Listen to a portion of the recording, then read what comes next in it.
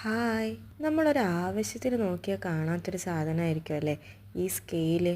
അത് കാണാതിരിക്കുമ്പോൾ നമ്മൾ പോയി പുതിയത് വാങ്ങിക്കും. എന്നാൽ പുതിയത് വാങ്ങിക്കൊണ്ടിരുമ്പോഴോ ദേ ഇരിക്കുന്നു ആശാൻ മുന്നിൽ.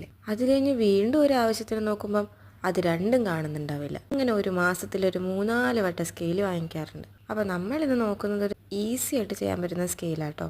അപ്പോൾ അതിനാദ്യം പേപ്പർ എടുത്ത് നമ്മുടെ സ്കെയിൽ വെച്ച് വേണമെന്ന ലെങ്തിൽ മുറിച്ചെടുക്കാം. അപ്പോൾ ഞാനൊരു 15 സെൻറ്റിമീറ്റർ സ്കെയിലാട്ടോ ചെയ്യുന്നത്. ഇനി അത് കഴിഞ്ഞ് കുറച്ച് തിക്നെസ് കിട്ടാൻ വേണ്ടി നമുക്കത് 2-3 പ്രാവശ്യം മടക്കിയെടുത്ത് ഒട്ടിച്ചെടുക്കാം.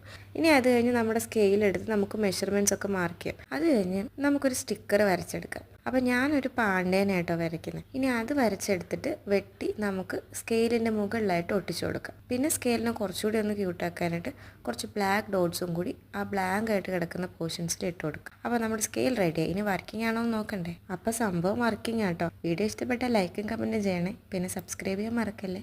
ബൈ.